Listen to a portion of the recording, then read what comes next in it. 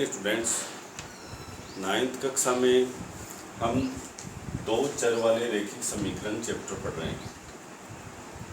4.3 प्रश्नावली में जो सवाल हैं उनको हमें ग्राफ में दर्शाना है, समीकरण को ग्राफ में दर्शाना।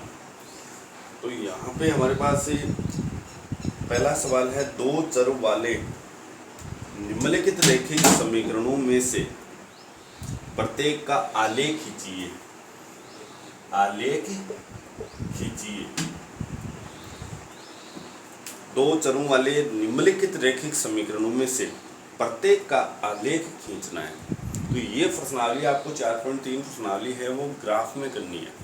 आलेख का नाम है आपको ग्राफ में करना है। तो इसके अंदर पहला सवाल दे रखा है, जैसे यहाँ पे x प्लस वाई 4.3 में पहले का पहला x प्लस वाई बराबर 4। एक ही समीकरण दिया गया है। याद रखिए, जितने समीकरण दिए गए हैं उतने ही ग्राफ में रेखाएं बनेगी। एक समीकरण के लिए एक रेखा बनेगी, दो समीकरण दिए हुए हैं तो दो रेखाएं बनेगी। तो रेखाएं हमें कैसे खींचनी है, उससे पहले हमें इसके निर्देशांक निकालने पड़ेंगे। तो निर्देशांक निकालने के लिए हम हल करते हैं। उसके बाद में सबसे पहले यदि आप लोग देखो, आपको इन अक्ष या वाई में से आपको पहले मान रखने हैं। अक्ष की जगह 0 रख सकते हो, -1 रख सकते हो या +1 रख सकते हो, कुछ भी। कम से कम आपको दो मान तो रखने ही हैं। 2 से अधिक रखते हो तो भी चलेगा। तो कम से कम आप दो मान, यदि अक्ष बराबर 0, इसलिए 0 + y बराबर 4। मैंने अक्ष की जगह 0 कर दिया है। अक्ष की जगह मैंने यहाँ पे 0 कर दिया है। तो 0 + y ऐसा कैसा मैंने लिख दिया, इसलिए y बराबर 4 आ गया। और यहाँ पे इसकी एक सारणी बना लेते हैं हम,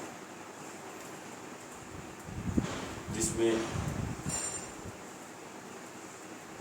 x और y 1 2 कॉलम, 3 भी बना सकते हो आप। कम से कम 2 कॉलम होने चाहिए।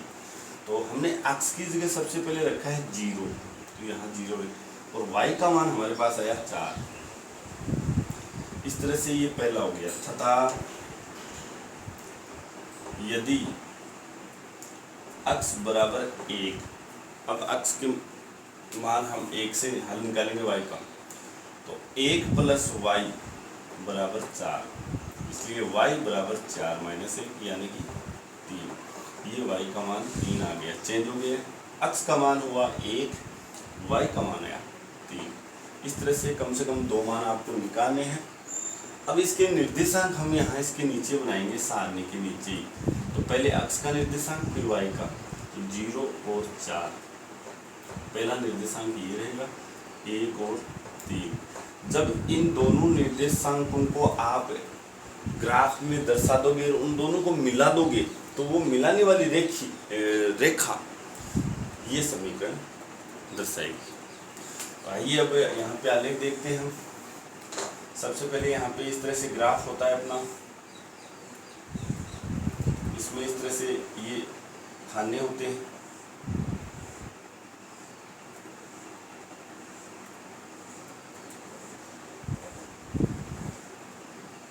फिर इस तरह से होते हैं।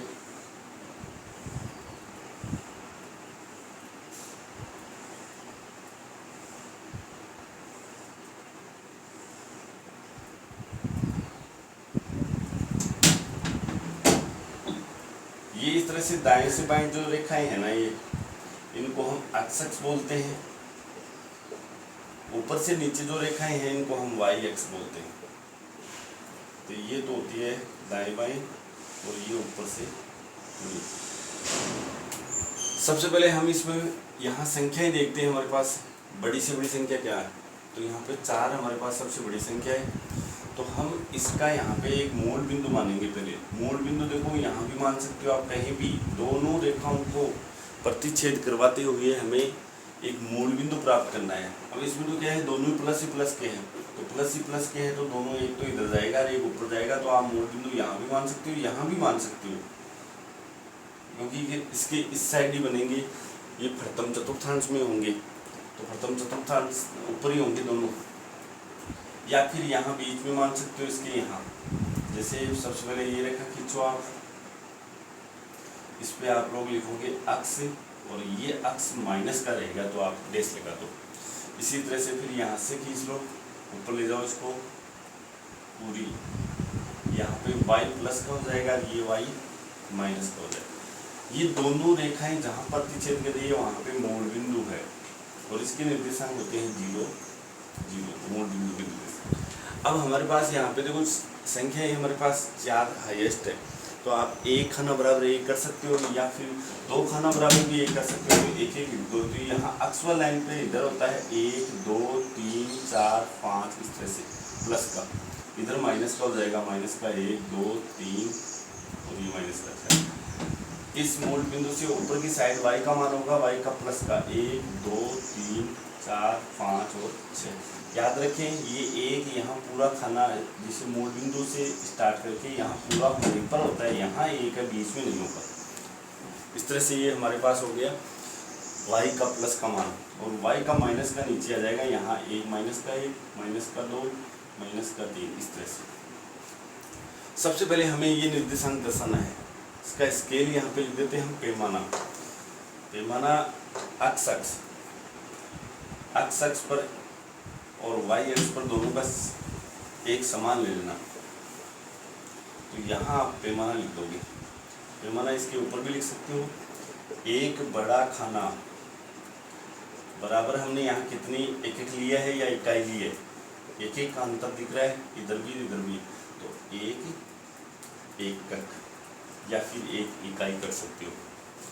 इकाई में ये सेंटीमीटर मीटर कुछ भी हो सकता है, हमने वो नहीं लिया है तो इसीलिए इसको एकक लिखा है। अब सबसे पहले 0 और 4 का निर्देशांक हम दर्शाते हैं, तो 0 यहाँ से अक्ष वाली रेखा पर 0 दर्शाना है, तो 0 यहाँ होता है, ये 0 लगा दिया मैंने यहाँ, 0 इधर से भी 0 है, ये इधर से भी 0 है, ये मूल बिंदु होता है, तो ये 0 लगा दिया हमने यहाँ पे। और फिर y का मान 4 है, तो 0 के बाद में 4 1 2 3 4 यहाँ इस पे गोला लगाना है और 0 4 लिख देना है, 0 और 4। उसके बाद में दूसरा निर्देशांक दर्शाएंगे हम 1 और 3, तो अक्ष वाली लाइन पे ये अक्ष का मान है और ये y का मान है, तो अक्ष का मान 1 है प्लस का, तो अक्ष का मान 1 पर आ गए। ये दोनों निर्देशांक एक साथ दर्शाने हैं, एक साथ का मतलब जैसे पहले अक्ष का, फिर यहाँ कुछ नहीं लगाना है, चिन्ह नहीं लगाना है, फिर y का दर्शाना है, तो 1 और 3 है तो 1 पर आओ, फिर 3 है प्लस का, तो 1 2 3 यहाँ पे आ जाओ। इस पे आप लोग पॉइंट लगा के 1 और 3 लिख दीजिए यहाँ पे। और ये दोनों निर्देशांक है, इनको आप स्केल के साथ ऐसे इस तरह से सीधा मिला दोगे। चाहे तो आप पूरे ग्राफ पर दर्शा सकते हो, पूरे ग्राफ पर इस लाइन को खींचते हैं, इसके ऊपर अपना समीकरण लिख देंगे हम, अक्ष प्लस y बराबर 4। ये समीकरण की रेखाएं। अभी हमारे पास एक एक समीकरण, अभी हम एक समीकरण ही दर्शा रहे हैं, आगे वाले सवालों में 2 समीकरण, या 10th क्लास में जरूर आता है। ये 10th क्लास में ऐसा प्रश्न 5 नंबर का जरूर आता है, ग्राफ का प्रश्न है, ये समीकरण 2 चर वाले रैखिक समीकरण 10th क्लास में भी है, तो उसमें हमारे पास 2 समीकरण एक साथ दर्शाए जाएंगे। हालांकि 9th में शायद मेरे हिसाब से एक ही दे रखा है। उसके बाद में हम लोग एक सवाल और लेते हैं, पहले इसको उतार लें आप।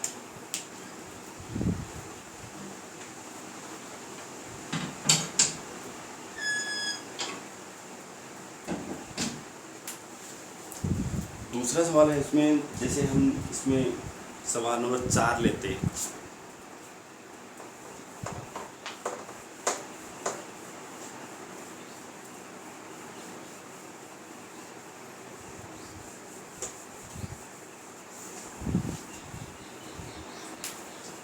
पहले का चौथा, इसमें दे रखा है 3 बराबर 2x प्लस y। आप इस समीकरण को थोड़ा सा इसको सरल कर लेंगे ऐसे कि इसमें से जो सिंगल पद है, जैसे y है ये अकेला है, इसके साथ में कोई संख्या भी नहीं है, तो आप y को वन साइड रख लेंगे, एक ही साइड रख लेंगे, जैसे y इधर रख लेंगे, बराबर ये 2x इधर आ जाएगा, तो इधर 3 तो है ही और माइनस का 2x हो जाएगा। इस समीकरण में रख दो आप, अक्ष का मान रख दो, अक्ष का मान आप यहाँ सारणी बनाओगे जिसमें हमारे पास 2 कॉलम होंगे, एक अक्ष का एक y का, फिर इन दो मान निकालने। आप 2 से अधिक 3 भी निकाल सकते हो, लेकिन 2 से काम चल रहा है तो 2 ही निकालें। यदि x बराबर 0, मैंने x की जगह 0 लिखा है आपकी बात, आप 0 के अलावा कोई भी संख्या लिख सकते हो, हालांकि जितना छोटा मान हो उतना ही ठीक रहेगा। इसलिए y बराबर 3 माइनस 2 गुना 0 हो जाएगा और y का मान हमारे पास केवल 3 आएगा। कैसे? 3 में से 0 घटाया, क्योंकि 2 गुना 0 0 हो जाएगा और 3 में से 0 घटा 3 आ गया। तो y वाली जगह आप 3 लिख दो और x वाली जगह 0 लिख दो। ये हमारे पास पहला मान आ गया है तथा x बराबर 1 कर दिया, जैसे मैंने 1 कर दिया है। इसलिए y बराबर 3 माइनस 2 गुणा x है, x की जगह 1 किया है मैंने, तो ये हो जाएगा y का मान 3 में से 2 घटाएंगे हम लोग, 1 बचेगा। x का मान 1 रखा हमने और y का मान भी हमारे पास 1 आया। निर्देशांक हम बनाएंगे तो 0 3 हो जाएगा एक तो, और दूसरा हो जाएगा हमारे पास 1 1। इस तरह से तो इस समीकरण को हल करना है, आपको सारणी भी बनानी है ये। उसके बाद में इसको ग्राफ में दर्शाना है, तो ग्राफ में देखो इस तरह से दर्शाएंगे आप, कोई सिस्टम रहेगा इस तरह से।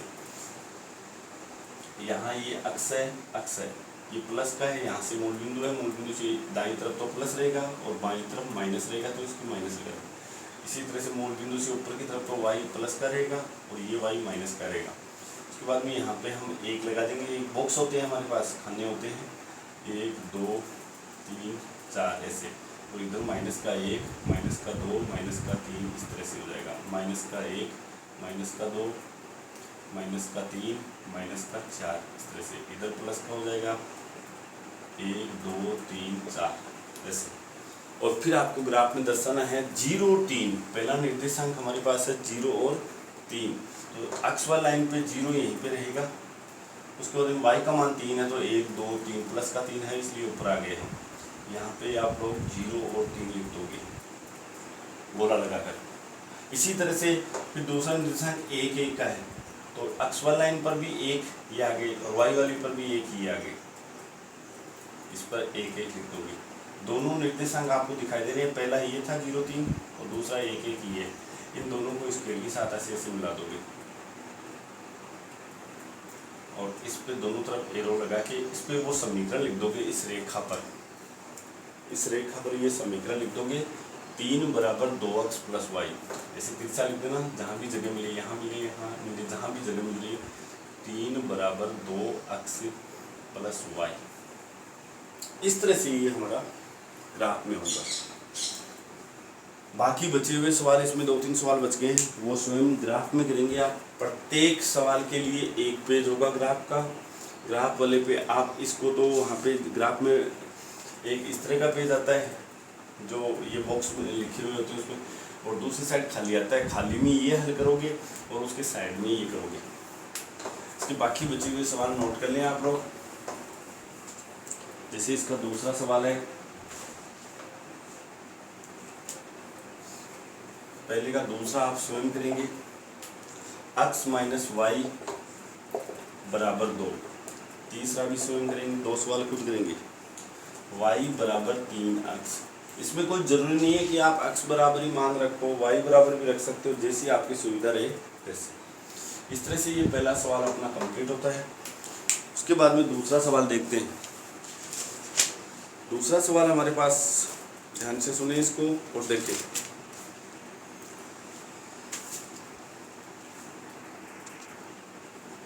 दूसरा सवाल देखिए, बिंदु 2 और 14 से होकर निर्देशांक दे रखा है, एक बिंदु दे रखा है हमें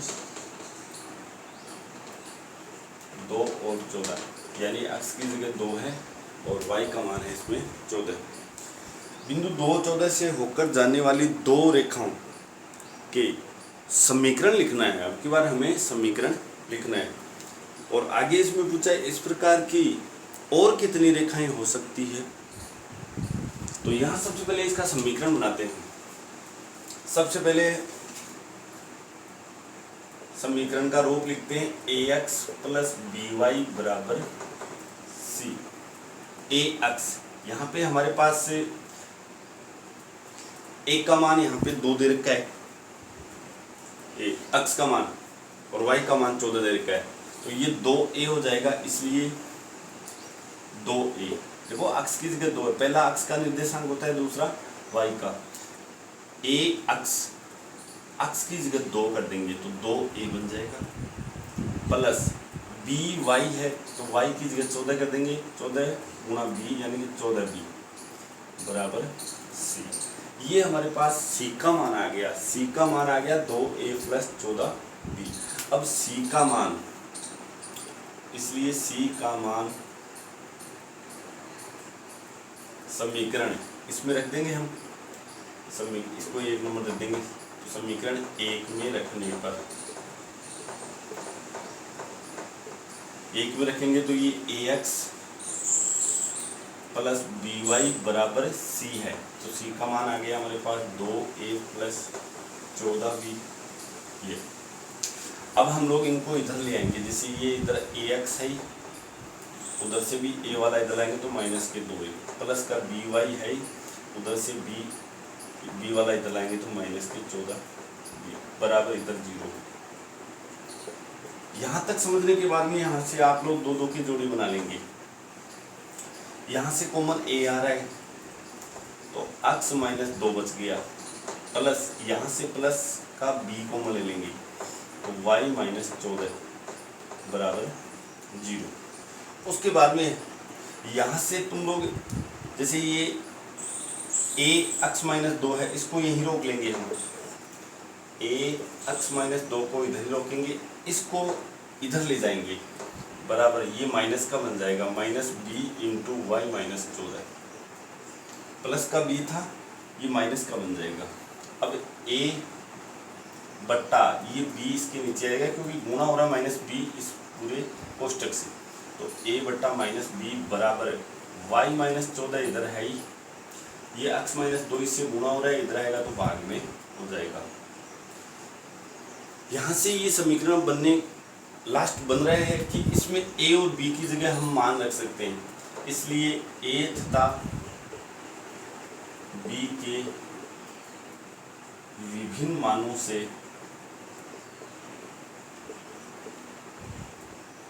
अनंत समीकरण बनेंगे, यानी a और b के मान हम अपनी इच्छा से रख देंगे और समीकरण तुरंत बन जाएगा। जैसे उदाहरण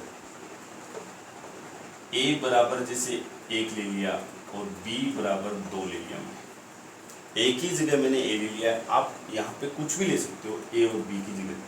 तो यहाँ a का मान हमारे पास 1 हो जाएगा, बट्टा माइनस है b की मान हमने 2 रखा है, y माइनस 14 x माइनस 2। अब इनको तिरछा गुणा करेंगे हम लोग, तो ये होगा 1 x माइनस 2 से गुणा हो तो x माइनस 2 हो गया, और ये माइनस का 2 इससे गुणा होगा तो माइनस 2 इंटू वाई माइनस 14 हो जाएगा। ब्रैकेट ओपन करेंगे हम तो x माइनस 2 है ही, माइनस 2 है, y से गुणा होगा तो माइनस का 2y, माइनस 2 माइनस 14 से गुणा होगा तो प्लस का 28, और अंत में हमारा समीकरण बन जाएगा वो है x माइनस 2 इधर आएगा तो प्लस के 2y बराबर 28, माइनस का 2 इधर आएगा तो प्लस का 2 बन जाएगा। तो ये समीकरण बन गया हमारा x प्लस 2y बराबर 30, और ये समीकरण बिंदु 2 और 14 से गुजरेगा। अंत में हम एक लाइन लिख देंगे, इसलिए बिंदु 2 14 से होकर